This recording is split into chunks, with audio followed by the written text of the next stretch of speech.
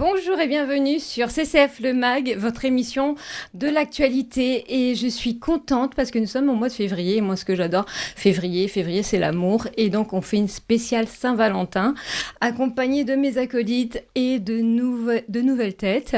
Alors, on va commencer cette spéciale Saint-Valentin. Il y aura Karine qui va nous parler de sa chronique Saint-Valentin. Jonathan Nègre qui nous vient de Bordeaux avec des petites spécialités et une recette spéciale Saint-Valentin, on va adorer.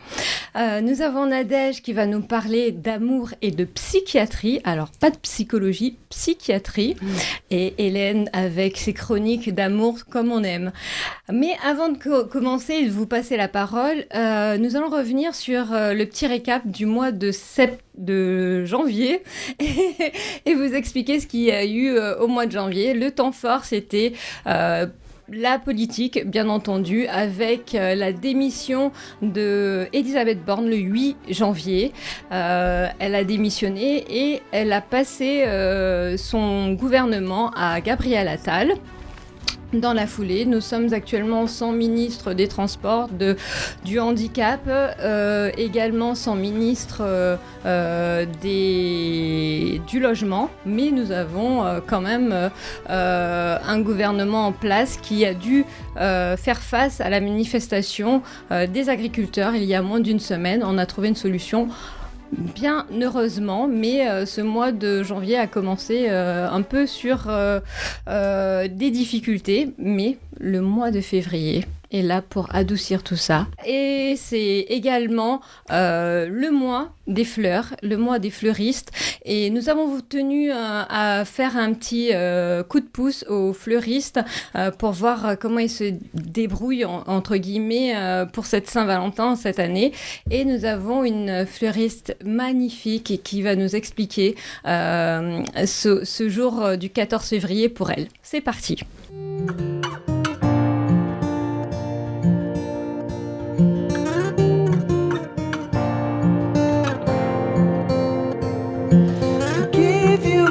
La Saint-Valentin pour les fleuristes, c'est une des fêtes en fait les plus importantes. C'est celle où on va avoir le plus de clients sur ce jour-là et on va avoir aussi le plus gros chiffre d'affaires du coup sur cette fête-là, bien qu'il y en ait d'autres comme la fête des mères ou même les fêtes de Noël. Et quelles sont les fleurs qu'on vous demande le plus pour cette période ? Ça va être surtout du coup les roses rouges. Donc c'est un peu le classique à la Saint-Valentin, mais après c'est pas interdit de sortir des roses rouges et de choisir toute autre chose. Il n'y a pas totalement de règles, quoi. Et enfin, selon vous, vraiment quel est le bouquet parfait à offrir à son ou sa moitié ? Quelque chose qui lui ressemble, qui soit personnalisé avec ses goûts, c'est le plus important. Et après sinon il n'y a pas spécialement de règles, dans tous les cas ça fera sûrement plaisir. Et du coup, vous pouvez nous retrouver sur nos 2 boutiques qui sont à Blanche et à Parmentier, du coup à Paris. Et n'hésitez pas du coup à nous faire un coucou. Et après, on est aussi présent sur les réseaux sociaux, notamment sur Instagram. C'est Lily75009. Et n'hésitez pas non plus à vous abonner.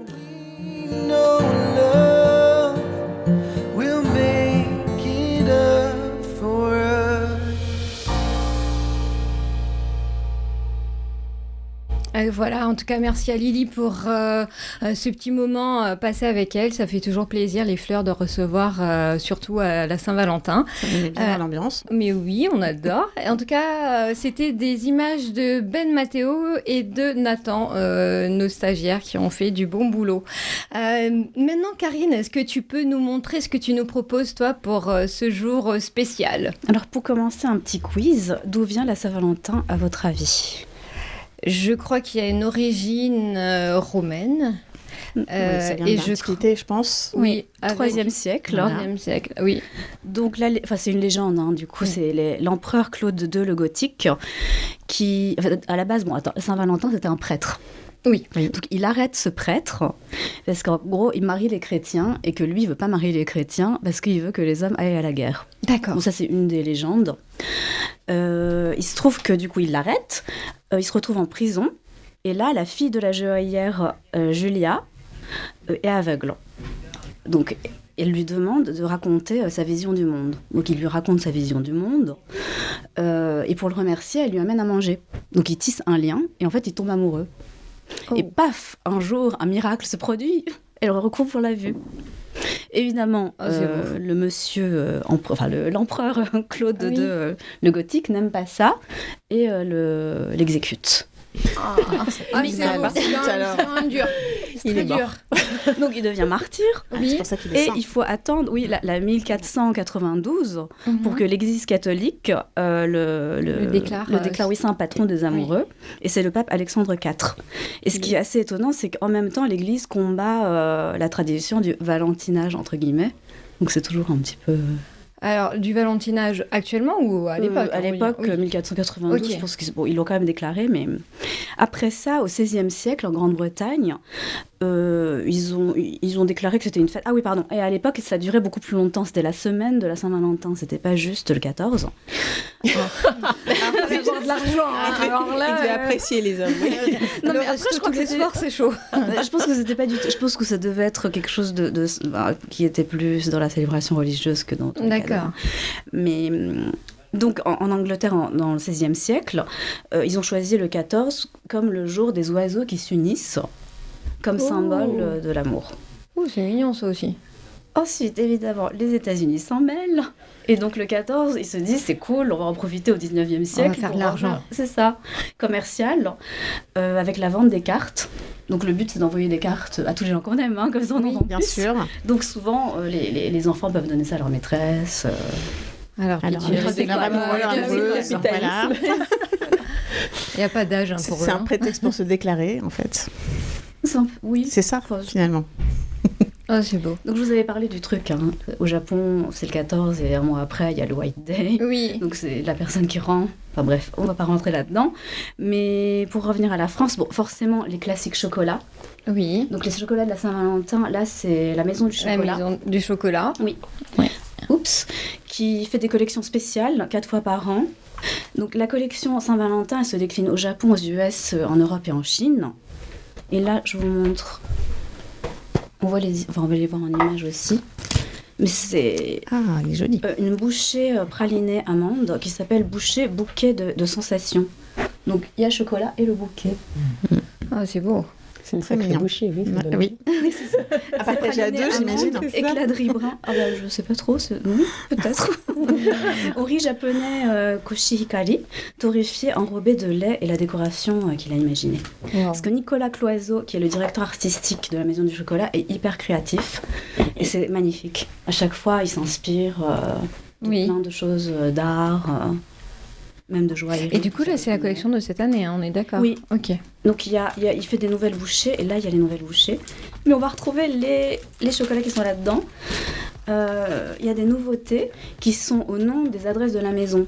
Donc là, dans la vidéo, c'est la façon de faire, le savoir-faire D'accord. artisanal.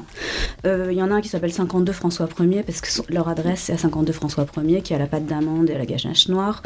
8 Madeleine, 19 Sèvres, 25 Faubourg. Et ils sont tous avec des ganaches un peu différentes. L'un à la vanille de Madagascar d'ailleurs, qui est là. Et voilà. En tout cas, ça a l'air succulent. Voici. Oui. Ça donne Je vous envie. fais goûter après. Ensuite, alors chocolat et champagne forcément. Ah oui. Donc Maison de la Motte, Oui. dont je vous avais parlé une fois. Je sais pas Il si y a vous un avez- oui, Salon il y a et de la l'an Motte. dernier, je crois. C'est ça. Oui. Donc c'est un champagne qui se situe à Ménil-sur-Oger, qui fait partie d'un des 17 villages classés Grand Cru de l'AOP Champagne, D'accord. et qui est dans la région des Côtes de Blanc. Donc leur spécialité, c'est de faire du blanc de blanc, donc du 100% Ok. chardonnay, très pur. Et pour la Saint-Valentin, ils ont donc ce coffret-là. Je l'ai pas parce que c'est... Et c'est plus lourd. Donc 55 € en caviste, et la présentation de Didier Depont, qui est le président de la Motte Salon. D'accord. Donc il nous présente la cuvée, qui est emblématique en fait, vu que c'est un blanc de blanc, entrée de gamme. Et dans le coffret, il y a 2 verres tulipes gravés. D'accord. C'est un très beau cadeau. Oui. J'aime bien. À partager à deux aussi, donc du coup. Oui. Et ça, du coup, on peut les manger avec des fraises et du On peut se chocolat. l'acheter tout seul, je pense. Avec le chocolat. Et il y a aussi, je vous montrerai après, Oui. le champagne rosé, qui peut aussi être une alternative un peu visuelle. Et en plus, il est très bon. Je suis pas très champagne rosé, mais celui-là est très bon. D'accord. Donc, qui dit champagne dit Caviar. oui, caviar. Caviar. J'ai pas triché. Donc là, c'est une collab entre Sturia et le chef Patrick Aubryon, qui est un chocolatier belge, qui est champion d'Europe et vice-champion du monde de pâtisserie. Donc ils ont réinventé, vous savez ce que c'est la dégustation à la royale? Bon, toi tu sais. Non. Non. C'est le caviar en fait qu'on met sur Ah oui, sur le poignet, oui. Donc pour le faire un peu plus traditionnellement, ils ont donc réimaginé cette dégustation-là en prenant, là il va y avoir une vidéo qui va l'expliquer. Bon, là c'est la fabrication des palets de chocolat. On dépose du coup un rond de 2 cm de caramel dans le tube. Ensuite, on dépose dessus une pastille de chocolat et ensuite le caviar qu'on voit à l'image et à déguster comme ça. C'est dingue, j'aurais pas pensé à ce mélange caviar-chocolat. Caviar moi. chocolat, oui. C'est intéressant. original, hein? Et caramel, du coup. Ça doit faire sucré-salé. Oui. Bref, le coffret à 67 € et c'est plus du coup une expérience de dégustation à partager. Ouais. Qui peut être plus sympa que juste offrir du caviar comme ça. Pas de souci. Tout à fait. Et ça mélange. Mais chocolat et n'empêche que caviar. c'est très beau. Alors à la fin, on peut peut-être lancer la vidéo où il y a marqué quiz. Ok. Donc essaye de... Ah oui, non, le jeu c'est de deviner ce que c'est. Allez. C'est Cupidon. Ça a commencé. Ah, mais c'est la pub de Caprice des Dieux. C'est ça. C'est une pub ancienne. Oui. Léger, léger, léger comme la brise, doux comme un ciel de printemps, crémeux. Alors normalement, vous savez, je ne parle pas de produits de GD. privilégieux. Oui. Mais en fait, j'aimais bien ça quand j'étais enfant. Oui. Oui. Qui aime ça? Bah moi, moi j'aime toujours. Hein. Ah oui. Une fois de temps J'avoue, en c'est temps. oui, moi aussi. Bah oui. Mais c'est un fromage qui date de 1956. Et ça continue. Et devinez pourquoi il a été créé. Oui, là, c'est le display de tous les nouveaux produits. Maintenant, il se décline en plusieurs produits, des crèmes, des petits, des mini que je vous ai amenés. Bah, ils ont raison. Il faut se divertir hein, maintenant. Oui. Et, Et à la base, à votre avis, pourquoi il a été créé? Je sais pas. En fait, c'est parce qu'à l'époque... Mais des surplus de lait, non? Quelque chose comme ça? Non, c'était tout simplement parce qu'en 1956, tous les fromages à pâte fleurie et à pâte molle Oui. étaient très forts. D'accord. Et donc, il y avait une demande de gens qui voulaient des choses plus douces. Et Mhm. donc, ils ont sorti ça. Alors que maintenant, c'est peut-être un peu l'inverse.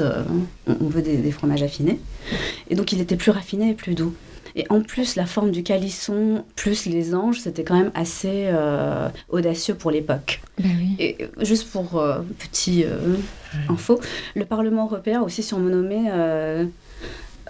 a été surnommé Caprice des Dieux parce qu'il a la forme un peu de calisson. Ah d'accord. Donc, D'accord. c'est plutôt rigolo. Plutôt caprice des hommes. Oui, là-bas oui. C'est vrai. Ah, oui. C'est vrai. Très bien dit. Donc je finis avec un concours que du coup ils lancent Ok. sur leur site, non sur le site Fromage Frais. Donc avec le QR code, on pourra peut-être mettre le lien Oui. dans la barre.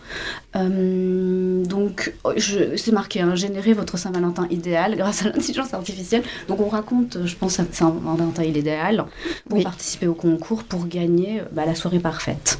D'accord. Ah, ça c'est bien. Donc on propose des idées de sorties ou de choses à Oui. faire ensemble, en fait. D'accord. Ça c'est bien. Ah, c'est une bonne idée. Et du coup, c'est les mugs là il y a les petits mugs, toi et moi. Oui, Ouais. c'est des Ah mugs oui. Caprice qu'ils des ont Dieux. fait directement, d'accord. Oui. Ah ben c'est très bien. Bah, Ça, merci c'est la belle beaucoup déco. merci beaucoup pour ta chronique. Nous allons passer la parole à Jonathan. Bonsoir. Bonsoir, qui nous vient de Bordeaux. Oui. Est-ce que tu peux te présenter et nous présenter ces belles petites choses devant toi? Donc je suis pâtissier. Oui. Voilà, je suis pâtissier depuis toujours. J'ai commencé à l'âge de 13 ans. Et j'ai travaillé un peu sur Paris, Londres. J'ai travaillé dans de belles maisons. Et j'ai eu l'opportunité il y a quelques années, il y a 3 ans maintenant, de monter une école avec un ami d'enfance. Donc on a monté l'école de French Culinary School, donc une école donc, qui réunit, je pense que c'est l'une des écoles qui réunit le plus de chefs de renommée internationale. Je pense que c'est là où on se... C'est ici, beau. là? Alors là, c'est la propriété en fait auquel je vais récupérer les roses pour faire ma confiture de roses. D'accord. Voilà, c'est pas très loin de là où on est en fait. Oui. puisqu'on est à côté de Bordeaux, pas très loin des Pessac-Léognan. Et donc, du coup, avec Joachim, donc, on a monté cette école dans l'esprit de partage des savoir-faire de chefs de renommée internationale. Et donc, accessoirement, là où aussi on se démarque, c'est parce que nous sommes tous les deux des pâtissiers. Faut savoir qu'en règle générale, une école est souvent gérée soit par des fonds d'investissement ou des gros investisseurs. Oui. Et là, ce sont vraiment, voilà, on est des pâtissiers purs qui ont voulu vraiment mettre la lumière sur ce beau métier. Et surtout, je pense que ce qui nous anime beaucoup aussi, c'est créer de la vocation. Oui. Même sur la région bordelaise, puisqu'on va animer des cours de CAP, donc d'inspirer, voilà, avec bienveillance, quoi. Et vous avez commencé quand ? Et moi, j'ai commencé à l'âge de 13 ans. Non, mais l'école. Pardon. L'école, pardon, ouais, ça fait 2 ans et demi. Exactement. 2 ans et demi, Ouais. d'accord. 2 ans et demi. Vous êtes Donc, combien, professeurs et élèves ? alors, on est au total, il y a en collectif à peu près 12 chefs. D'accord. Et sur l'ensemble des chefs avec qui on travaille, ce sont tous des amis, tous des gens qu'on connaît très bien. Oui. Pour certains, ils viennent des 4 coins du monde. On essaye d'avoir un spectre de créativité, de culture très large pour que l'école devienne vraiment le centre des savoir-faire, des produits, des techniques et des inspirations. Voilà. D'accord. Ne pas juste se limiter au bleu, blanc, rouge. Je pense qu'on a à la base un savoir-faire passionnant qui est né particulièrement dans les arts sucrés en France. Mais après, tous les pays se sont appropriés et ont diversifié avec... Et donc chacun apporte un petit peu de soi dans votre école. C'est là où on essaye de se démarquer. C'est très bien. Très bien. Et aujourd'hui, qu'est-ce que vous allez nous proposer ? Et donc sur le principe, j'ai voulu faire dans le clin d'œil de la Saint-Valentin, justement, confiture de rose. Oui. Donc sur le principe rose fraîche, donc on a justement dans le château qui était en présentation, donc c'est Armel donc, qui est propriétaire et qui a quelques rosiers. Donc du coup sur la base de la recette qu'il vous sera donnée, donc c'est une recette qui est vraiment très très simple, c'est-à-dire que la veille dans un chaudron on met les pétales de rose. Chaudron. Voilà, c'est ça. Mais j'ai pas de chaudron. Qui veut dire cuivre, qui veut dire d'avoir un gaz. Bah oui. Mais bon, c'est vrai que ça fait vraiment. La parisienne avec sa plaque électrique. Après, induction. Accessoirement, prenez aussi une casserole en inox s'il faut. Okay. Après, s'il faut. Dans l'idéal, c'est de rajouter pour conserver la couleur. Dans la recette, il y a du jus de citron. Okay. J'y rajoute aussi de la vanille. Oui. Pour pouvoir avoir aussi de la rondeur, de la gourmandise. Oui.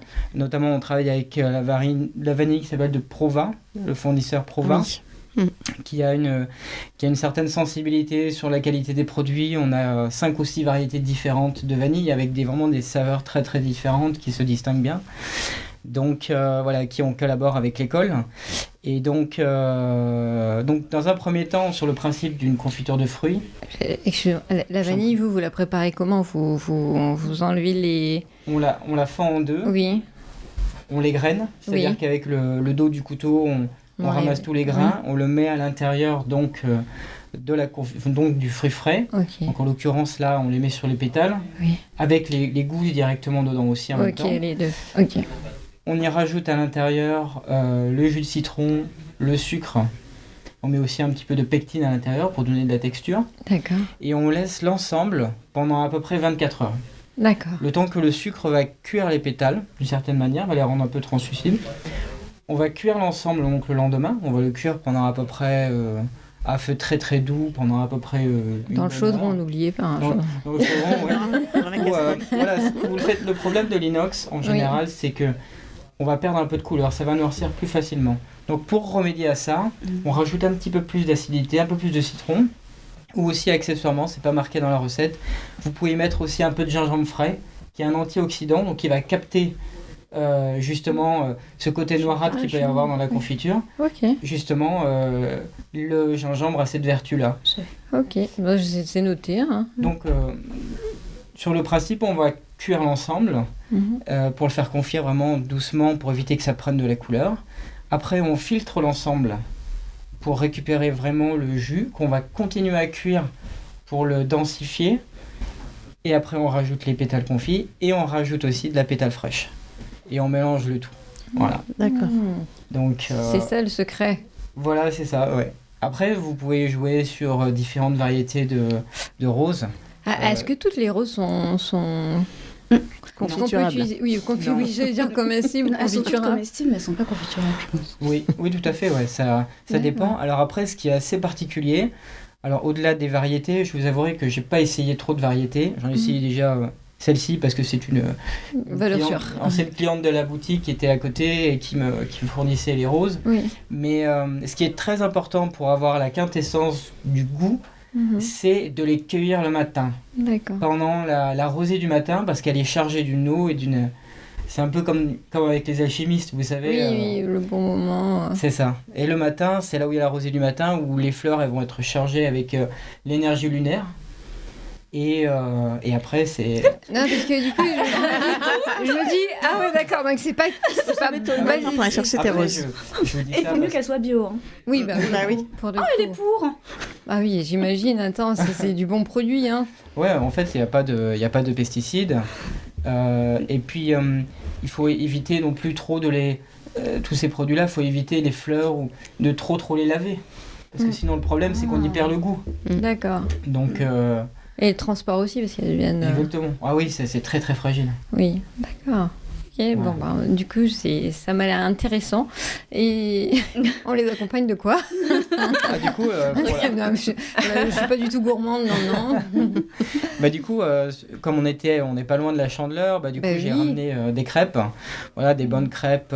Oui, on voit Avec qu'elles de la sont bonnes, hein. vanille. Voilà, et puis petite confiture de rose à côté, un Oui. petit clin d'œil sympa. Après, c'est les crêpes, là elles sont rondes qu'on a pliées en 4, Oui. mais on pourrait très bien avoir des crêpes en forme de cœur. C'est tout ça. Ah bah oui, Voilà, mais, tout mais simplement. même moi, j'y ai pas pensé. Bah oui. Il paraît que ça existe maintenant, la Oui. poêle en forme de cœur. C'est ça, ouais. Mais oui, Et des si, gaufres, des- sinon il y a les emporte-pièces. Les emporte Oui, c'est ça. ouais, J'ai je les fait une découper, omelette oui, en forme c'est d'étoile vrai. à mon fils. C'est trop beau tout ça. Bah, en tout cas, merci. Donc ça, c'est Avec pour grand la... plaisir. Question, quelqu'un a fait de la confiture déjà dans sa vie? Absolument pas. Mais regardez ce que ça compte, c'est à moitié faire. Regardez, c'est à moitié faire.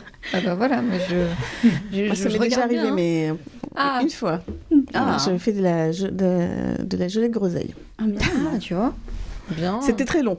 Ah, trouvé. Mais oui, puisqu'il faut commencer la veille et... C'est ça, en fait, il faut, ce qui est très très important sur la base de la fabrication d'une confiture, c'est d'avoir l'ensemble, vous mettez l'ensemble des ingrédients ensemble au réfrigérateur, vous pouvez laisser 24 heures, pas plus que ça, mais au moins même le fruit va relâcher du jus, même vous faites une marmelade de citron, moi, j'adore la marmelade de citron, le citron juste taillé en rondelles, vous mettez dans un plat avec le saupoudré de sucre. J'ai une question. Ah ouais, j'en prie. C'est quoi la différence entre une marmelade et la confiture? Eh ben, la marmelade, Ah, ça va être la chair qui va être, par exemple, qui va être broyée directement, on va avoir des chairs dures. Donc, en général, même la marmelade, on peut l'avoir un peu moins sucrée. Dans la confiture, il y a plus de sucre à l'intérieur. D'accord. Voilà, au niveau de la texture, c'est là où ça fait vraiment la différence. D'accord. Ok. Très bien. Donc, en tout cas, merci pour tous ces Avec conseils. plaisir. Et du coup, vous m'avez donné envie de voir ces chaudrons. Non, mais c'est vrai, s'il les fait vraiment avec les chaudrons, vous savez quoi? Vraiment, on va se composer avec l'équipe un week-end à Bordeaux pour aller voir comment vous faites cette préparation artisanale, chaudron et tout. Avec On grand viendra. plaisir, ouais. En tout cas, C'est merci beaucoup. bienvenu, ouais. Et- C'est des chaudrons en cuivre. En cuivre, ouais. Le Ah. cuivre a un certain contact avec la flamme. Quand on cuit Oui. voilà, avec de la flamme vive. De toute façon, même les cuisiniers Aiment cuire. aiment cuisiner en général. Ils aiment soit le four à gaz ou le piano. Avec l'induction, ça aide beaucoup. Oui. Je pense qu'il y a quand Ça même va la vite. technologie apporte certaines choses, mais dans certains Au niveau cas, goût. Ça s'ajoute Ouais. aux autres. parce que c'est une question d'énergie qui se transmet sur le produit, ça a quand même... Ça étant dit, à mon avis, au chaudron et au feu, ça coûte moins cher que de le faire sur l'électrique. Hein. C'est pas sûr. Hein. Pas sûr? Ça dépend. Bon. En tout cas, ça, c'est une autre question. De la confiture et de la douceur et de l'amour, ça, c'est tout au début des relations. Il peut y avoir parfois des petits couacs, des petits hicks. Et là, on va voir avec Nadège quand l'amour et la psychiatrie s'entrecroisent. Et on va parler d'amour et de psychiatrie. Bonjour Nadège. Bonjour. Et du coup, avant de commencer, est-ce qu'on peut avoir une différence entre la psychologie et la psychiatrie ? Ok. Alors déjà, la grande différence entre la psychologie et la psychiatrie, c'est que les psychiatres sont des médecins. D'accord. Les psychologues ne sont pas médecins. Les psychologues font 5 ans d'études et ensuite, ils se forment plus ou moins à différentes thérapies et ils reçoivent des personnes qui peuvent conseiller sur des troubles, différentes problématiques. Les psychiatres interviennent quand il y a besoin d'une médication parce que... en tant qu'être humain, parfois on a des difficultés qui se manifestent sur le plan psychologique, mais qui vont demander à être traitées d'un point de vue psychiatrique. D'accord. Et du coup, l'amour dans la psychiatrie, comment on passe de l'amour à une dépendance Alors, les liens entre l'amour et la psychiatrie s'est beaucoup intéressée à l'étude de l'amour parce que, déjà d'un point de vue biologique, l'amour met en œuvre différentes hormones, différents mécanismes biophysiologiques. On va avoir toutes les hormones qu'on connaît un peu, la plus connue étant l'hormone du plaisir, la dopamine. Oui, on l'avait. Adrénaline. Voilà, il y a quoi d'autre? Quelle autre? La sérotonine. La sérotonine, c'est l'hormone qui va venir nous calmer quand on est un peu anxieux. C'est l'hormone qui va être impliquée dans la régulation de l'humeur. Donc la dopamine. L'ocytocine. Et l'ocytocine qui est l'hormone de... C'est d'ailleurs elle qu'on appelle l'hormone de l'amour, parce que c'est l'hormone de l'attachement. D'accord. Donc, parfois, oui, il y a des mécanismes physiologiques. Donc, parfois, les mécanismes physiologiques, déjà, ils peuvent être déréglés. Par exemple, si on a un dérèglement au niveau de la sérotonine, c'est sûr que ça va affecter notre relation amoureuse et on peut se sentir un peu plus déprimé ou, en tout cas, être moins enclin à vivre joyeusement. Certaines situations, c'est ça. Ensuite, il va y avoir aussi des troubles de la personnalité qui vont être liés aux sentiments amoureux. On va avoir par exemple un que j'ai découvert il n'y a pas très longtemps d'ailleurs, ça s'appelle la limérance. Oui, alors, étonnant. La limérance, c'est un peu cette envie qu'on a... en début de relation, d'être avec l'autre, de passer du temps avec l'autre, qui nous donne un peu d'attention, et ce qui est tout à fait normal, ça va devenir pathologique au moment où ça devient obsessionnel. Oui. Voilà, chez certaines personnes, ça peut devenir obsessionnel, elles peuvent penser toute la journée à être avec l'autre, à avoir de la réciprocité, et du coup, ça vient perturber, bien entendu, le fonctionnement quotidien, le fonctionnement de l'autre. Et surtout que la personne réclame de l'amour, ça peut conduire à un rejet. Donc voilà, j'ai découvert la limérance il n'y a pas très longtemps. Et du coup, est-ce qu'il y a un lien entre les réseaux sociaux et ce dernier cas-là, de limérance ? Est-ce qu'il y a un lien entre les réseaux sociaux et les troubles qu'on va rencontrer dans les sentiments amoureux ? Non. Non, d'accord. Non, pas forcément. Après, c'est vrai que... Mais le fait qu'on puisse joindre la personne tout le temps, ça doit jouer quand même. Oui, c'est ça. Les réseaux sociaux vont plus être des outils. Non, parce que moi, je connais des copines qui regardent si la personne était connectée. Donc, si elle est connectée et qu'elle ne répond pas... Alors, après, il y a la possessivité, il y a la dépendance affective, mais on peut retrouver ça aussi dans la limérance. À partir du moment où on veut l'attention de l'autre en permanance, ça va créer de l'anxiété. Il y a deux personnes numérantes, qui sont dans la numérance. Ça fait un couple fusionnel, c'est quoi ? Ça fait une destruction. Ça fait Tristan et Isolde, non ? Ça peut faire les deux, hein. Deux personnes qui sont dans la limérance, je sais pas si ça existait, mais ça peut être intéressant comme cas. Ouais. Bon, en tout cas, s'il y a de la réciprocité et que la demande... En fait, si les demandes concordent, j'ai envie de dire, les gens sont heureux. Oui, tant mieux. Ça peut fonctionner, mais le problème, c'est... C'est quand compliqué c'est pas quand les demandes réciproque. concordent pas et que... Voilà, on n'a une pas personne forcément qui a- les mêmes besoins.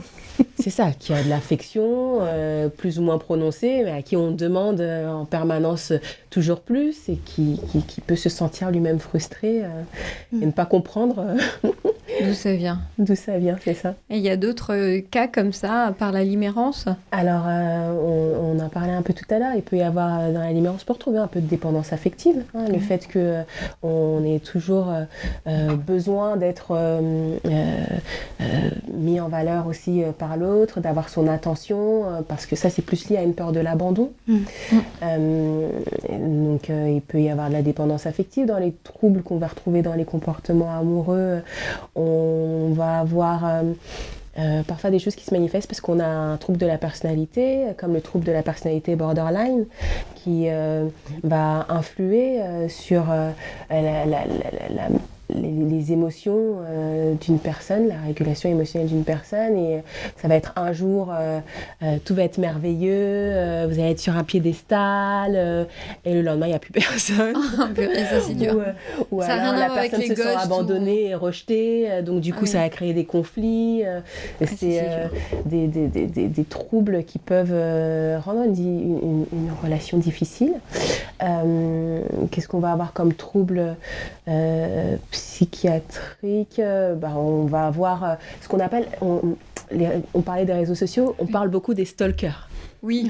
Et ben, Ne m'en parlez et bien, les stalkers, ça peut être des érotomanes, voilà, des personnes qui vont s'imaginer qu'une personne qu'elles ne connaissent pas, que très certainement elles n'ont jamais rencontrée, souvent c'est des personnes avec une certaine autorité, donc soit des stars, soit des médecins, soit... Qui ont une forte notoriété visible. Des personnes qui Une bonne visibilité. qui ont une bonne visibilité, qui ont un statut. Et donc, les érotomanes vont s'imaginer qu'elles ont une relation amoureuse avec. Et donc, tout ce que va faire la personne va être sujet à interprétation pour renforcer cette idée. Donc, si c'est le présentateur télé... Quand il dit bonjour, c'est forcément Quand il dit bonjour, voilà, Oui. c'est parce qu'il s'est passé la main dans les cheveux, donc c'est pour envoyer un signe comme quoi Oui. c'est pour toi. Oui. Donc ça c'est un trouble psychiatrique qui peut être Lourd. assez grave parce que en fait il y a différentes phases.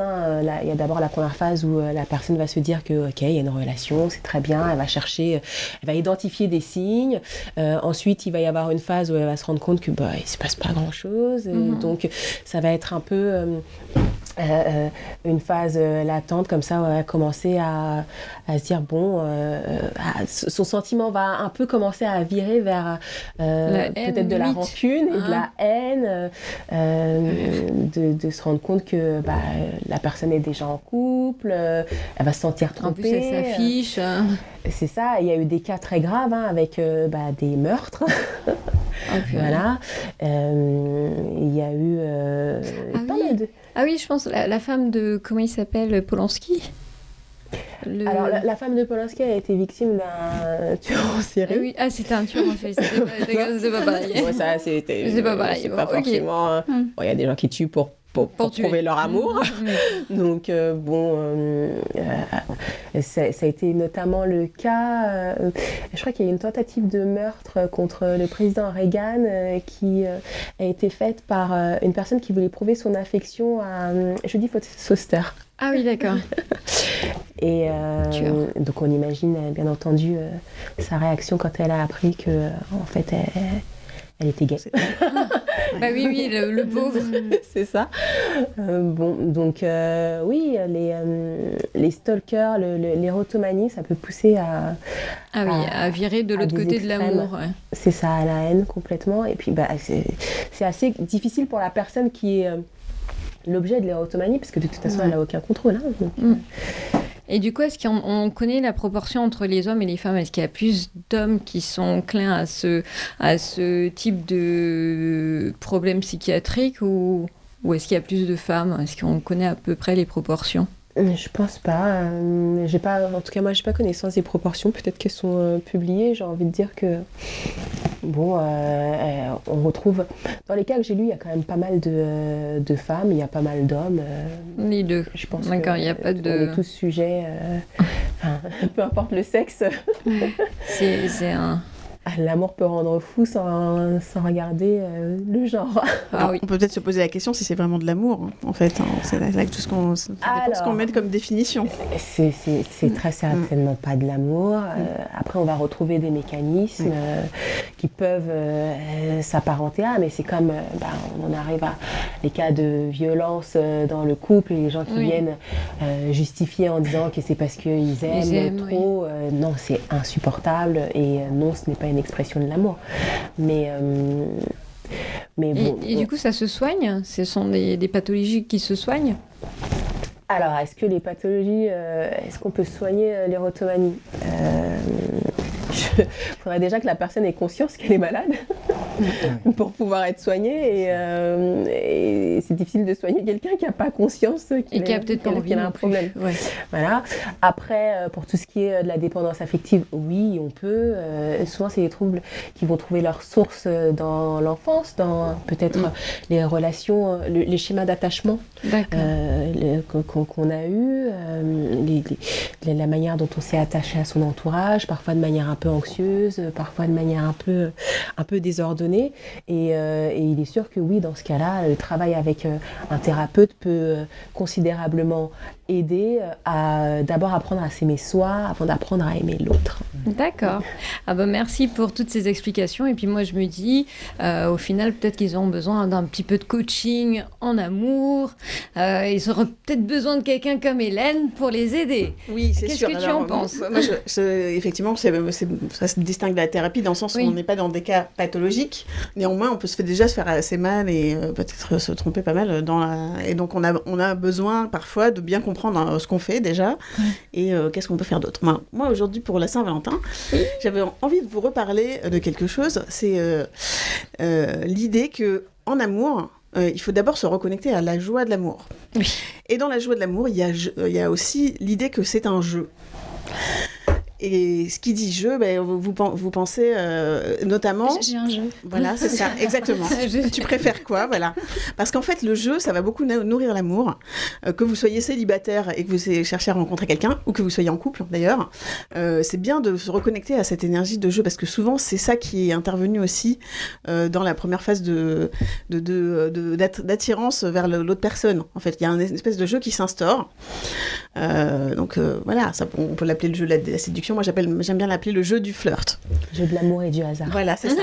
Donc l'idée... c'est le casino. Voilà, l'idée est assez simple. C'est, il faut envoyer un message qui est « tu me plais ». De l'autre côté, la réponse qu'on attend, c'est tu me plais aussi. Et ensuite, quand on est dans la phase de rencontre, on va tourner autour du pot. C'est plus amusant si on prend le temps de découvrir le reste. Et souvent, c'est ça qui donne avant de découvrir le poteau rose. Voilà, exactement. Donc, on peut faire, effectivement, c'est là où la Saint-Valentin, c'est l'occasion aussi, si on est célibataire, c'est peut-être l'occasion de s'amuser un petit peu, en se disant amour de soi d'abord, et puis surtout, quand on est célibataire, on a souvent un problème, c'est qu'on est un peu invisible. Surtout, voilà, le reste de l'année, d'autant plus. Mais Saint-Valentin, ça peut être assez énervant. Et là, l'idée, c'est... on peut déjà s'amuser pour se rendre un peu plus visible. Parce que finalement, si on a besoin d'aller sur des sites de rencontres ou dans des soirées spécifiquement pour les célibataires, c'est parce que le reste du temps, on est invisible. Or, les autres célibataires, ils sont avec vous dans la rue. Ils sont partout, sauf que ça se voit pas. Ça se voit pas sur écrit. C'est pas écrit. Alors évidemment, on va pas sortir avec un panneau je suis célibataire, venez me parler. Néanmoins, ce qui va pouvoir vous aider, c'est d'envoyer des signaux. Et en général, déjà, il y a une chose. Donc, pour vous expliquer ça, j'avais envie de vous parler de la Scarlett ou la Bradley attitude, pour que vous ayez une idée, que vous puissiez toucher un petit peu ce que ça veut dire, l'énergie de jeu. Alors j'ai convoqué mes amis Scarlett et Bradley, n'est-ce pas ? Oui. Voilà. Oui. Et Bradley Cooper. Voilà, Bradley Cooper, bien sûr, je crois. Voilà. Alors j'aime bien parce que je choisis ces deux-là parce que tout le monde les connaît, donc c'est assez facile de trouver. Et puis ils sont un tout petit peu moches. Voilà. Alors, on va voir le premier visuel. Donc là, nous avons Bradley. Donc quand vous regardez ces deux photos, vers laquelle version de Bradley vous avez envie d'aller pour parler? On va aller vers C'est le comme la Bradley. confiture de rose, on aime tout. Hein. On va quand même D'accord. aller vers le Bradley, pas trop un stalker. Voilà. Donc, est-ce que vous voyez bien la différence? Eh ben, je suis bizarre, je vois pas la différence. Tu vois pas de différence entre Non, les mais deux? elle est biaisée. Ce sourire est Alors tu vois quand déjà même. c'est une question. Donc là comme ça tu le croises dans la rue comme ça. Non, mais qui À pose- quel moment tu qui vas avoir pose envie comme d'aller je lui suis parler? en noir et blanc. C'est vrai. Oui, bien sûr. Bon, il est en noir et blanc. J'ai voulu vous montrer une photo. Qui sourit dans la rue? Il y a quelque chose. Alors, qui sourit dans la rue? C'est une bonne question. Mais peut-être vous en sortant d'ici, parce qu'en Ok, fait, ça bon, peut c'est créer vrai. quelque chose. Oui. Alors oui, et je vous ai mis en noir et blanc parce que j'ai trouvé que c'était intéressant. C'est sa dernière campagne de pub, et j'ai trouvé j'ai mis quelques secondes pour le reconnaître. Parce qu'il n'est pas tellement bien mis en valeur, à vrai dire. Donc là, je me dis, quel est l'intérêt d'aller se payer Bradley Cooper pour le mettre si peu en valeur? On voit pas ses yeux, il est de profil, il regarde pas en face. Ils lui ont mis un t-shirt, on se demande s'il a un petit peu de ventre ou pas. Enfin bref, je n'ai pas très bien compris. On comprend que la star, c'est pas lui. analysé. La star, c'est pas lui, c'est plutôt le produit. Hein. Oui. Là, on a bien compris. Mais du coup, peut-être que c'est pas la peine de prendre Bradley Cooper si c'est pour le mettre si peu en valeur. Bon, ça, c'est mon opinion. Ça dépend sur quel marché. Mais donc, quel vous avez marché bien est destiné compris. à la publicité. Voilà. Oui, là, on a vous avez compris. compris que c'était beaucoup plus facile quand même d'aller lui parler s'il vous regarde dans les yeux et s'il vous sourit. Pourquoi, à votre avis? Parce qu'il sourit. Oui, il sourit, ça envoie quoi comme message? Ah bah salut, je suis sympa. C'est l'ouverture. Ça veut dire, je t'ai vu, C'est moi, je préfère. tu peux venir me parler. Moi aussi. Et souvent, il va pas avoir besoin de faire grand-chose de plus pour que quelqu'un vienne lui parler. Donc, quand on me demande qu'est-ce qu'on peut faire pour aller parler à quelqu'un, bah déjà, vous le regardez bien dans les yeux et vous lui souriez. Il y a peut-être une chance que ça soit lui qui bouge. Parce qu'en fait, on est tous pareils. Ce qui nous fait peur pour aller vers quelqu'un qu'on connaît pas, surtout s'il nous plaît, c'est la peur du râteau ou du rejet. Ah bah oui. Donc, si on peut faciliter le travail de l'autre personne en lui montrant que si elle vient, elle va pas être rejetée tout de suite, de but en blanc, et là, vous pouvez le faire beaucoup dans le non-verbal. Donc, effectivement, pensez-y. Là, Sourire. et en plus... Là, j'ai pris une photo où il a vraiment... Vous voyez, il a de l'énergie de Ah, jeu. les yeux, hein, sympa. Il a les yeux qui pétillent et le petit sourire en coin. On voit qu'il a envie de s'amuser. Il a envie de jouer. En plus, là, il active les Il a neurones. envoyé Là, un il active les message. neurones Bien miroirs. hein. sûr, exactement. Donc, évidemment que quand il est comme ça, c'est beaucoup plus facile d'aller le voir. Si vous le croisez dans la rue, sur le chemin du supermarché, comme ça, visiblement, il n'est pas dans le mood pour discuter. Donc, ça va être un petit peu plus dur pour vous. Vous allez ramer un peu plus pour lui attirer son attention. Parce que le sujet d'aujourd'hui, c'est comment je fais pour me faire remarquer Oui. et attirer l'attention. Parce que c'est la première chose qui va vous aider à rencontrer quelqu'un, c'est de vous faire remarquer, d'une manière positive de préférence. Mais le vrai problème, c'est que souvent, on ne remarque pas pourquoi vous allez... Pensez-y, quand vous avez rencontré des gens dans votre vie amoureuse, pourquoi vous êtes allé plutôt vers cette personne qu'une autre? Parce qu'il y a un truc qui s'est passé, il y a un lien qui s'est fait, il y a eu une action quelque part, ou en tout cas un signal qui vous a dit, ok, je vais aller vers cette personne-là. Ça aurait pu être une autre dans la salle, enfin voilà. Donc c'est important de se rendre compte que c'est jamais un hasard si on va vers certaines personnes et pas d'autres.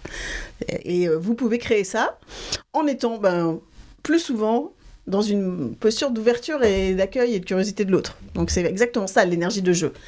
On n'est pas encore en train de se demander si c'est l'homme de sa vie, si on va se marier avec, etc. On est Ça juste en train dépend de dire, si on est délibérance. il se passe un truc, il a envie de jouer, allez, je vais aller voir ce qui se passe. Donc c'est vraiment ça, l'énergie de jeu. Pensez, l'énergie de jeu, c'est quelque chose d'enfantin. Et on a tous, en fait, au final. Voilà, on a toujours forcément plus envie d'aller vers les gens qui ont l'air d'avoir envie de s'amuser que les gens qui font la tête ou qui ont l'air un peu dépressifs. C'est juste humain. Donc pensez aux enfants, c'est ça l'énergie de jeu. Ça leur pose pas de problème de se promener dans la rue avec un serre-tête licorne et de se faire remarquer. Donc ça, oui, j'ai apporté un accessoire aujourd'hui. Je vais vous montrer ça parce que je vais vous proposer un petit exercice à la fin pour essayer. Parce qu'en fait, le vrai problème, c'est que d'aller vers l'autre, c'est inconfortable quand on n'a pas l'habitude. Donc on peut rester dans son confort. L'invisibilité, ça protège du rejet. Ah bah oui. Donc oui, vie, on peut s'habiller dans une tenue passe-partout, ne regarder personne, et donc après on se dit, je comprends pas, je ne rencontre jamais de nouvelles personnes. Oui, forcément, si on est invisible, si vous êtes invisible, les autres sont invisibles, comment vous voulez que ça fonctionne? Donc il n'y a plus qu'à aller sur le site de rencontre pour se montrer. Voilà. Donc en fait, on peut faire aussi des choses dans la vraie vie. Alors si je demande à Scarlett, donc c'est le visuel suivant. Ça sera peut-être encore plus clair. Donc à quelle Scarlett avez-vous le plus envie d'aller parler? J'avoue, là par contre c'est flagrant. Ça dépend, je pense. On peut demander à Jonathan. Tu vas parler à qui là? Ah oui, mais... Ben là, c'est sûr qu'il n'y a pas photo. Là, ça se voit beaucoup plus. Quel signal elle t'envoie sur la photo de gauche? Ben là, je suis accessible. Un peu frustrée, là, je pense. Elle a envie de parler à personne. Alors, déjà, il faut que tu aies beaucoup d'imagination pour te dire, tiens, ça c'est Scarlett. Oui, la repérer. Est-ce qu'elle est... Voilà, elle s'est invisibilisée. Il y a quelque chose qui ne s'est pas bien passé. Voilà, exactement. Voilà. Donc l'image qu'elle renvoie, c'est ne venez surtout pas me parler aujourd'hui, c'est même pas la peine d'essayer. Ouais, j'avoue. En gros, Bouddha. Ah oui. Donc vous voyez, ça peut être, c'est une photo, donc ça peut être assez puissant. Imaginez quand vous le faites dans la vraie vie. Et on fait tout ça de temps en temps. Oui. Après sur la deuxième photo, elle est attirante, mais elle fait presque inaccessible. C'est ce que je dis. Alors, c'est ce que je dis. Moi, j'irais pas c'est ce qu'il dit là, l'inaccessibilité. Moi, pour simplifier, j'ai mis que 2 photos, mais d'habitude j'en ai 4. Et il y a des photos où elle est beaucoup plus inaccessible que ça. Là, elle est quand même en train de sourire. Elle est en train de te regarder. Oui. Donc, mais est-ce qu'elle quand même, je veux dire, il y a quelque chose derrière. Pourquoi? Alors ça, tu vois, ça nous dit plus de choses sur toi que sur Scarlett. Oui, en fait. c'est sûr. C'est ça. C'est parce que tu te mets là-bas, enfin, tu t'interdis d'aller parler à quelqu'un comme Scarlett. Je lui dirais quand même bonjour, mais... pas pour le café. Surtout si elle te regarde comme ça et qu'elle te sourit, il faut y aller, en fait. Tu te demandes pas pourquoi, tu essaies juste d'aller le voir. Banco, allez, c'est ta chance. Mais bien sûr, parce qu'elle vient d'envoyer un signal, elle a dit « je t'ai vu, tu peux venir me parler ». Ok. Donc, normalement... Elle a la bouche un peu ouverte pour un hello. Voilà, c'est ça. Elle a un petit sourire en coin et l'œil qui frise. Donc ça, elle est dans l'énergie de jeu. Elle a envie de jouer là. Ça veut pas dire, toujours pas, qu'elle a peut-être pas encore validé que tu serais l'homme de sa vie. Juste, ça l'intéresse d'en savoir plus. Donc c'est ça l'énergie de jeu. Et voilà comment, vous voyez, même en étant Scarlett, il y a des jours où on est très très visible et des jours où on est totalement invisible. Ça me rassure. L'idée, c'est d'avoir plus souvent l'énergie de jeu qui va vous permettre d'être visible pour les autres. C'est-à-dire que les gens vont facilement aller vers vous, ou même peut-être que c'est vous qui allez parler, mais l'énergie va se voir et donc ça va ouvrir quelque chose qui va permettre de créer un lien. Donc ça, c'est important. Alors, aujourd'hui, je vous ai apporté de quoi vous mettre dans la Scarlett Attitude. Donc, un accessoire que je n'avais jamais mis jusqu'à aujourd'hui. Donc, pensez-y. On dirait pas, c'est un petit comme une reine. Voilà, n'est-ce pas? Voilà, la couronne de Miss France. Alors, c'est ce que j'appelle la Scarlett Attitude. En général, quand on a un petit peu peur de faire quelque chose ou qu'on n'a pas trop confiance en soi, c'est un bon outil de se dire, ok, si j'étais... Bon, moi, je suis une fille, donc je dis, si j'étais Scarlett, est-ce que j'aurais peur d'y aller? Qu'est-ce que je ferais? Et là, déjà, je sais que je suis pas Scarlett, donc ça m'amuse. L'idée m'amuse, donc j'oublie un peu l'enjeu de si je fais quelque chose, qu'est-ce que ça va donner? Et je vais dire, ok, voilà, comme ça m'amuse, je vais y aller, et en fait, je vais avoir envie de sourire, ça va se voir, et je vais avoir un résultat différent. Pensez vraiment, c'est comme la petite fille qui va à l'école avec son serre-tête licorne. Donc, comme elle a 5 ans, ça paraît normal pour tout le monde. Maintenant, donc, j'ai fait le test tout à l'heure. Je suis sortie, j'ai pris le bus avec mon serre-tête. Oui. Et effectivement, alors j'ai envie de dire, c'est très triste parce que les gens regardent. Et il y en a qui regardent même pas. Il y en a qui ne m'ont pas vu du tout. Oui, mais parce donc là, après, ils sont sur leur téléphone. Mais non, c'est normal, au final, ils se disent... Mais oui, mais c'est intéressant. Et du coup, ça vous permet aussi de voir les gens qui sont un petit peu attentifs. En fait, c'est la réaction des autres qui va vous en dire plus sur la personne que vous avez en face de vous que sur votre serre-tête, finalement, ou votre couronne. Donc, ce qui est intéressant, c'est de se dire, ok, je me rends visible, et on va voir qui est réceptif à ça. Alors, ça a aussi une vertu pour votre confiance en vous, c'est-à-dire qu'au début, je vous dis même, moi j'ai pris effectivement la couronne de Miss France, je pousse un peu, c'est parce que si je mets juste un chapeau ou un sac un petit peu original, ça va. Pour moi, c'est facile maintenant, parce que je le ferai très facilement. Donc, j'essaye de me mettre un peu à la place des personnes à qui je dis, allez-y, faites un peu plus que d'habitude pour être visible. Donc, j'ai proposé cette semaine à mes clients dans mon programme, j'aurais dit, moi, cette semaine, je fais un pari avec vous, moi je vais sortir avec le serre-tête de Miss France. Parce que, en fait, c'est un accessoire de théâtre que j'avais trouvé super beau, je l'ai acheté un jour comme ça, puis bien évidemment, il faut trouver l'occasion de le porter. Et là, je me dis, mais pourquoi je dois chercher une occasion ? Je suis peut-être du genre à sortir dans la rue avec un serre-tête et ça fait de moi quelqu'un juste qui a un peu confiance en elle. Non, ça va. Et qui permet d'oublier un petit peu, d'avoir peur du regard des autres. Bon, la vérité, c'est qu'il va rien m'arriver de grave. Hein. Peut-être que certains vont se demander si je suis un peu zinzin, mais on s'en fiche en fait. C'est ça l'idée. Donc ça va donner confiance de se dire, ok, je suis capable de faire ce genre de choses. Je suis capable d'avoir de l'audace et je suis peut-être capable aussi d'aller vers quelqu'un. Donc c'est ça, la Scarlett attitude, c'est de dire, si j'étais Scarlett, qu'est-ce que je ferais ? Là, il y a une personne qui me plaît. Si j'étais Scarlett, est-ce que j'attendrais là en me demandant quoi faire ou est-ce que j'essayerais quelque chose ? On se doute de la réponse. Donc ça aide de se dire, ok, j'ai une coach en images qui appelle ça, son équivalent, elle, c'est remets ta couronne. C'est pour ça que j'ai pensé à elle. Elle coach des femmes, donc voilà, mais ça pourrait être aussi bien mets ton costume de Bradley, voilà. Et c'est l'idée de se dire, si je pense à quelqu'un dont j'imagine a beaucoup confiance en lui ou en elle, qu'est-ce qu'il ferait à ma place ? Et là, ça va vous permettre, vous, d'aller un petit peu plus loin que ce que vous feriez d'habitude. Et au fur et à mesure, on prend confiance, en fait, dans le fait, peu importe comment les gens réagissent, finalement, que vous soyez rejeté ou pas, c'est pas très important. Ce qui va vous amuser et vous rendre plus confiant, finalement, c'est de savoir que vous êtes capable de faire ces choses-là. Et bien évidemment, quand on commence à faire des actions, il se passe des trucs. Et donc, moi, mon rêve, c'est que les gens fassent plus de choses parce qu'en fait, il y a plein d'occasions de se rencontrer dans tous les jours. Oui. Donc, heureusement, malgré le fait qu'on se rende très souvent invisible, il y a des gens qui se rencontrent tous les jours, c'est ça le miracle. On y arrive quand même parce que de temps en temps, sans le faire exprès, on s'est fait remarquer sur quelque chose et ça a marché à ce moment-là. Bon, l'idée, c'est aussi qu'il n'y a pas qu'une seule personne à chercher, mais que plus vous le faites souvent, plus il va vous se passer des choses. Et vous allez forcément avoir plus de gens dans votre vie. Déjà, ça va beaucoup enrichir votre vie parce que vous allez vous amuser beaucoup plus souvent. Donc, vous y pensez, le regard, sourire et sourire.